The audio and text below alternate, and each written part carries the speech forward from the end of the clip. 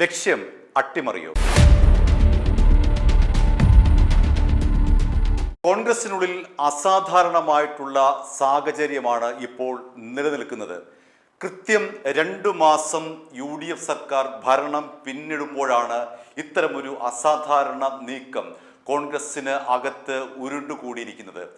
VD സതീശനെ അട്ടിമറിക്കുകയാണോ ഈ നീക്കത്തിന്റെ ലക്ഷ്യമെന്നാണ് ഇപ്പോൾ പൊതുവെ രാഷ്ട്രീയ വൃത്തങ്ങൾ ഉയർത്തുന്ന ചോദ്യം. VD സതീശൻ അധികാരമേറ്റെടുത്തിട്ട് കൃത്യം 2 മാസം തികഞ്ഞ ദിവസമായിരുന്നു ഇന്നലെ. ഇപ്പോഴെന്താണ് ഏതാനും ദിവസങ്ങളായി സംഭവിക്കുന്നത്? ഒരു നിസ്സാര കാര്യത്തെ ചൊല്ലി നേതാക്കൾ തമ്മിൽ പരസ്പരം ഏറ്റുമുട്ടുന്ന ഒരു അസാധാരണ സാഹചര്യം കോൺഗ്രസിൽ ഉരുത്തിരിഞ്ഞു വന്നിരിക്കുന്നു. 2 ഗവൺമെന്റ് പ്ലീഡർമാരുടെ നിയമനവുമായി ബന്ധപ്പെട്ടാണ് കോൺഗ്രസിലെ ഈ വലിയ ഒരു പടയൊരുക്കം. ഇത് മുഖ്യമന്ത്രി VD സതീശന് എതിരായിട്ടുള്ള നീക്കം തന്നെയാണ് എന്ന് നമുക്ക് വ്യക്തമാകും. നമുക്കറിയാമല്ലോ, പ്രധാനമായും 3 പേരാണ് മുഖ്യമന്ത്രി സ്ഥാനാർത്ഥിയായിട്ട് മത്സര രംഗത്തുണ്ടായിരുന്നത്. VD Satheesan, Ramesh Chennithala, KC Venugopal. ഇതിൽ അവസാനം VD സതീശൻ ഈ കസേര കൊണ്ടുപോവുകയായിരുന്നു. രമേശ് ചെന്നിത്തല സീനിയറാണ്, അദ്ദേഹത്തിന് ഭരണപരിചയമുണ്ട്.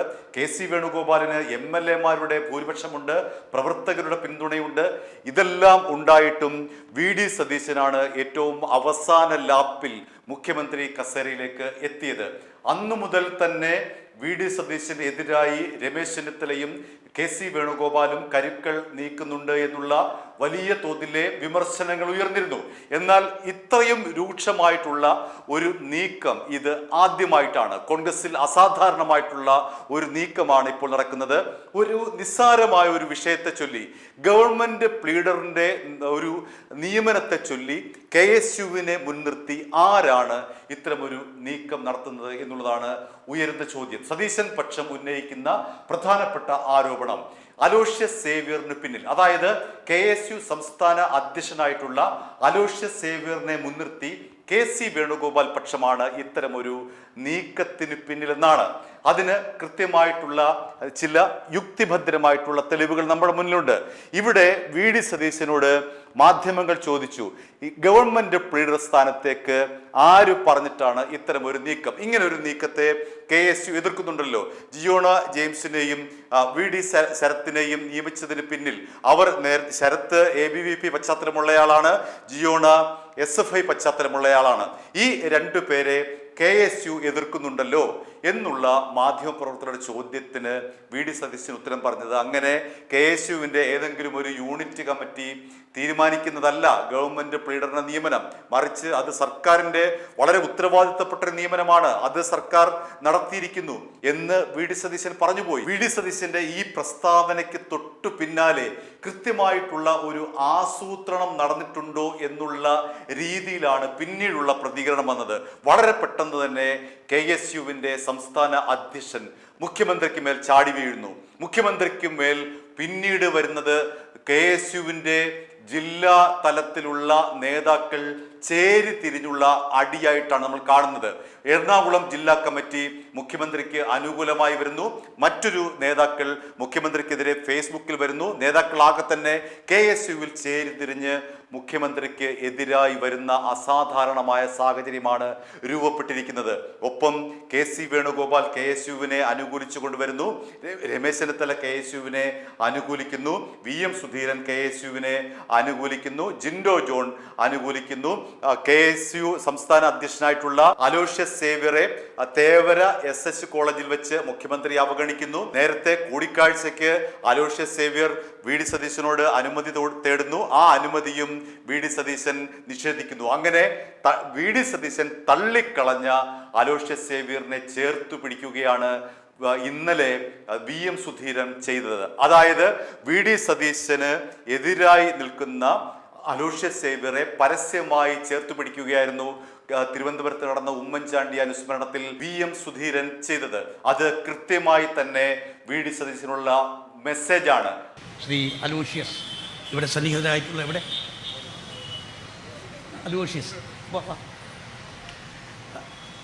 അലോഷ്യസ് സേവിയർ ഇവിടെ KSUവിനെ നയിക്കുന്നു.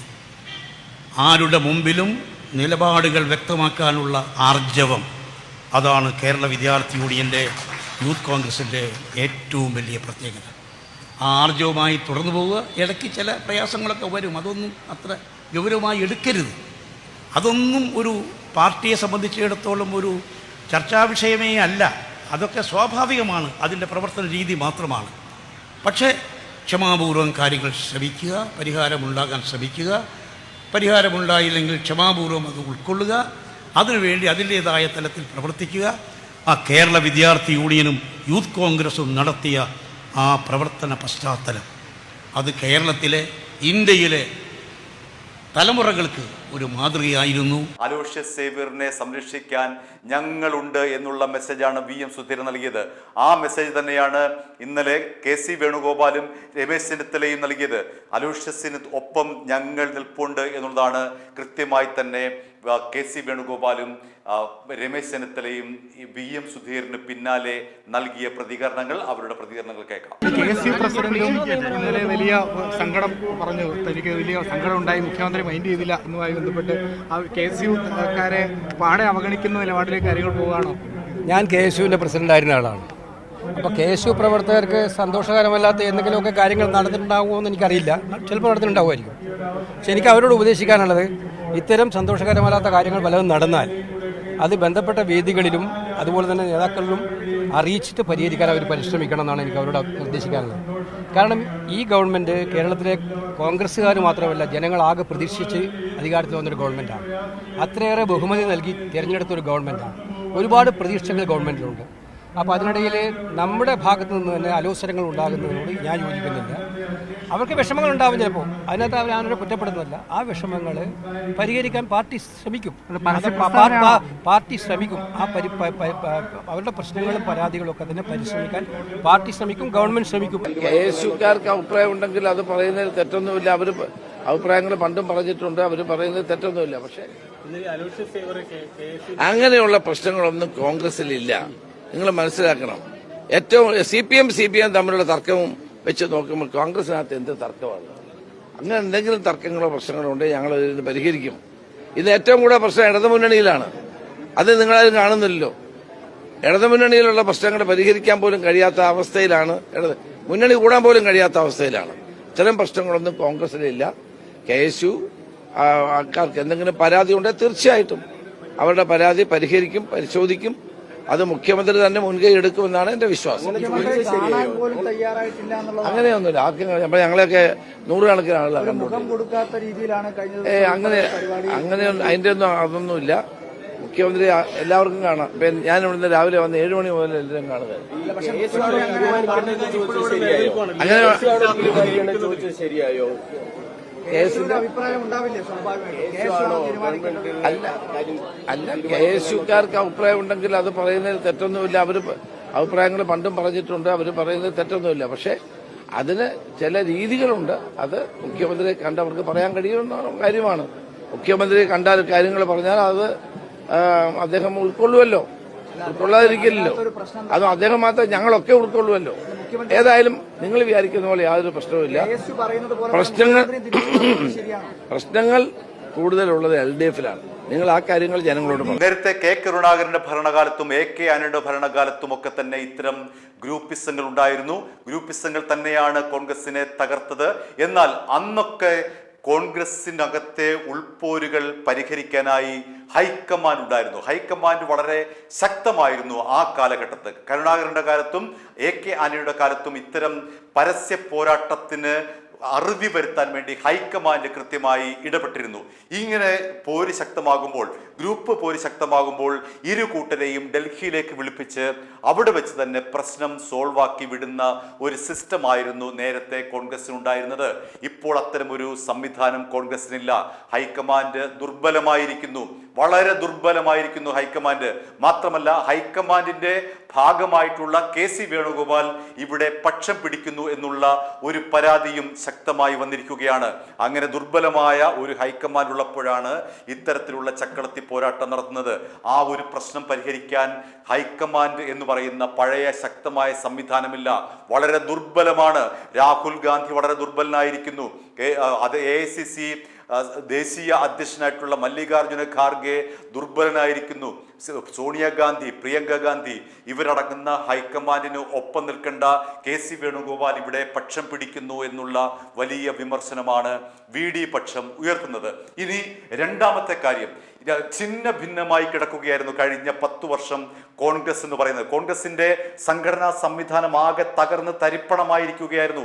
ഈ KSUവിന്റെ സമരം മൂലമൊന്നുമല്ല VD സതീശൻ അധികാരം കിട്ടിയത്. അലോഷ്യസ് സേവ്യർ പറയുന്നുണ്ടല്ലോ, ഞങ്ങളുടെ സമരം കാരണമാണ്, ഞങ്ങൾ തല്ലുകൊണ്ടതിന്റെ ഫലമായിട്ടാണ് VD സതീശൻ സർക്കാർ അധികാരത്തിലെത്തിയത്, ഞങ്ങളുടെ ചോരയുടെ ഫലമാണ് എന്നൊക്കെ തള്ളിവിടുന്ന ഈ അലോഷ്യസ് സേവ്യർ ഒരു കാര്യം ആലോചിക്കണം, അങ്ങനെയൊന്നും ഉണ്ടായിരുന്നില്ല. VD സതീശൻ സർക്കാർ അധികാരം വരാനുള്ള കാരണം, അല്ലെങ്കിൽ UDFന്റെ ഒരു തിരിച്ചുവരവിനുള്ള കാരണം, ഛിന്ന ഭിന്നമായി കിടന്ന ഈ UDF തിരിച്ചു വരാനുള്ള കാരണം ഒരേ ഒരു കാരണമേ ഉള്ളൂ. അതെന്താണ്? പിണറായി വിരുദ്ധ വികാരമുണ്ടായിരുന്നു. പിണറായി വിരുദ്ധ വികാരത്തിന്റെ പേരിൽ മാത്രമാണ് കോൺഗ്രസിന് ഇത്രയും അധികാരം ലഭിച്ചത്. കോൺഗ്രസിന് ഇത്രയും MLA-മാരെ കിട്ടിയത് പിണറായി വിരുദ്ധ വികാരം കൊണ്ടാണ്. UDFന് അധികാരത്തിലേക്ക് എത്താനുള്ള ഒരേ ഒരു മാർഗം എന്ന് പറഞ്ഞത് ഈ പറയുന്ന പിണറായി വിരുദ്ധ വികാരം മാത്രമേ ഉണ്ടായിരുന്നുള്ളൂ. വേറെ KSUവിന്റെയോ യൂത്ത് കോൺഗ്രസിന്റെയോ കോൺഗ്രസിന്റെയോ സമരം കൊണ്ടോ അവരുടെ തലതല്ലി പൊളിച്ചത് കൊണ്ടോ ഒന്നുമായിരുന്നില്ല. മറിച്ച് പിണറായി വിരുദ്ധ വികാരം കൊണ്ട് മാത്രമാണ് ഇത്രയും ഭൂരിപക്ഷത്തിൽ UDF അധികാരത്തിലെത്തിയത്. ഛിന്ന ഭിന്നമായി നാമാവശേഷമായി കിടക്കുകയായിരുന്നു കോൺഗ്രസ് കഴിഞ്ഞ 10 വർഷം. പിണറായി വിരുദ്ധ വികാരം കൊണ്ട് മാത്രം അധികാരത്തിലെത്തിയ ഈ സർക്കാർ, അവിടെ ഈ സർക്കാരിനെ നയിക്കുന്നത് ഇപ്പോൾ VD സതീശനാണ്. 2 മാസം പിന്നിടുമ്പോൾ, കൃത്യമായി പറഞ്ഞാൽ 60 ദിവസം പിന്നിടുമ്പോൾ VD സതീശനെതിരെ ആസൂത്രിതമായിട്ടുള്ള ഒരു നീക്കം പാർട്ടിക്കുള്ളിൽ നടക്കുന്നു എന്നുള്ളതാണ് നമ്മൾ ഇവിടെ തിരിച്ചറിയേണ്ടത്. കാരണം ഒരു നിസ്സാര പ്രശ്നത്തെ ചൊല്ലി, ഒരു ഗവൺമെന്റ് പീഡർ ഒരു നിയമനത്തെ ചൊല്ലി ആസൂത്രിതമായിട്ടുള്ള ഒരു അറ്റാക്ക്, അപ്രതീക്ഷിതമായ ഒരു അറ്റാക്കാണ് ഇപ്പോൾ കോൺഗ്രസിനുള്ളിൽ നടക്കുന്നത് VD സതീശനെതിരെ. ഒരു ആസൂത്രിത നീക്കമെന്ന് തന്നെ വേണമെങ്കിൽ പറയാം. അസാധാരണമായ ഒരു സാഹചര്യം കോൺഗ്രസിൽ മറ്റെങ്ങും ഇല്ലാത്ത തരത്തിൽ അസാധാരണമായ ഒരു സാഹചര്യം കോൺഗ്രസിൽ രൂപപ്പെട്ടിരിക്കുന്നു. അസാധാരണമായ രാഷ്ട്രീയ പ്രതിസന്ധി കോൺഗ്രസിൽ ഉടലെടുത്തിരിക്കുന്നു. ഇവിടെയാണ് സംശയം ഉയരുന്നത്. ഇത് VD സതീശനെ അട്ടിമറിക്കാനുള്ള ആസൂത്രിതമായിട്ടുള്ള ഒരു നീക്കമാണോ എന്നുള്ള ചോദ്യമാണ് ഇപ്പോഴത്തെ ഈ അസാധാരണമായ പ്രതിസന്ധി നമുക്ക് മുന്നിൽ ഉയർത്തുന്ന, രാഷ്ട്രീയ കേരളത്തിന് മുന്നിൽ ഉയർത്തുന്ന ഏറ്റവും പ്രധാനപ്പെട്ട ചോദ്യം. i2i News, an eye for truth. i2i News subscribe ചെയ്തിട്ടില്ലാത്തവർ ഇപ്പോൾ തന്നെ സബ്സ്ക്രൈബ് ചെയ്യുക. നോട്ടിഫിക്കേഷൻ ലഭിക്കുവാൻ ബെൽ ബട്ടണും അമർത്തുക.